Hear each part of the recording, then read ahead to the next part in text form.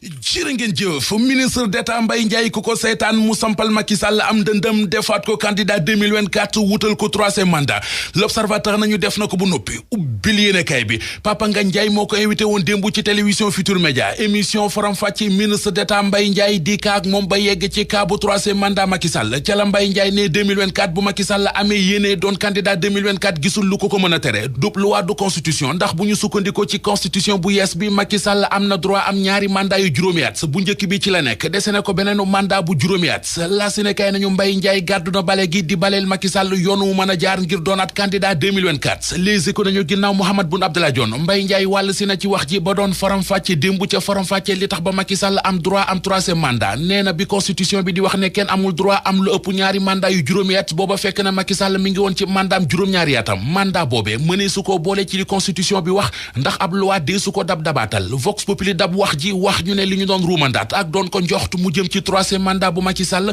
ministre d'État Mbaye Ndiaye jaar na ca digg ba nag pal gi ko waa Sénégal falaat moom Macky Sall faluñu ko ngir muy dugal Sénégal ci campagne électorale bu dul jeex kàddu la yu bàyyeekoo ci El Hadji Amidou Kassé ñu mën koo jàngee ci xët mu njëkk Sud Quotidien El Hadji Amidou Kassé yamu ca ne waxtaan ak journaliste Sud Quotidien yi ci ponk yu baree bari muy njëg yi yokku ci réew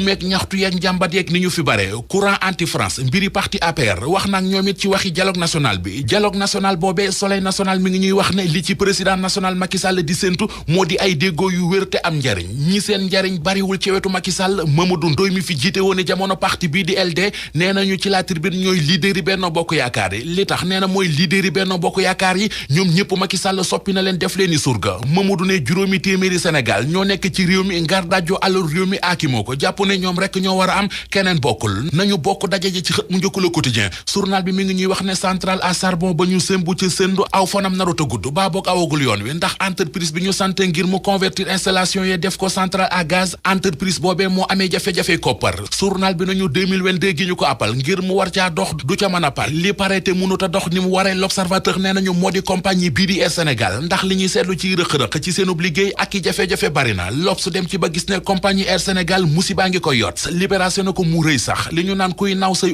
di diree ko naroo sori loolee mooy bëgg a dal Air Sénégal doomi Sénégal yi ñu ber ca Italie quarantaine leen ndax jàngoroy coronavirus bi anki dina kay nee nañu jamono ji ñoo gën a waaru leen bokk na ci ñoom taalibé murid ya fa amoon yéene màggal si Kazu Rajab te mu leer leen du mën a nekk ba tax ñu génne ci seenum xel Mor Dieng bokk ci doomi Sénégal yi ci Italie di ñu wax ci anki dina kay nañu fa mu dëkk jàkka ya fa nekk ak église yi lépp la ñu tëj ndax dañuy bañ ay nit di fa daje la si ne kay xëy daje ak Amina Ndoye di faatu bu bokk ci doomi Sénégal yi ñu quarantaine ca Italie coono ba ñu fay dund jaaxale gaak tonku ga mi ngi koy nittali ci journal bi journal beneen mu di Les Échos xëy na dalal Doudou Diagne Diécko Doudou Diagne wax leen ne di waxi championnat ci lambu ji ngir di xool kan mooy doon roi des arènes loolee amul benn sens mu ne CNG bi li ko war moo di jàppale Modou Lo mi nga xam ne dafa rey boppam ba dégg roi des arènes mu ne Bombardier lu ko waay wax tooñ ko am na droit wax xalaatam ndax ci démocratie la ñu nekk ki nekkul ci li ko war Doudou Diagne Diécko nañu moo di Yaxya Jóob Yékini ndax moom Yékini bu dee dafa am lu ko neexul ci doxalinu CNG bi ci biir CNG bi la ko war a waxe bu ko mënul mu démissionné Baba Tandian Badou dafay bëgg a doon président bu Saint-Louis basket club source nañu jege na ko lool président fédération basket ba woon di Baba Tandian moom la ñu bëgg a def président bu Saint-Louis basket club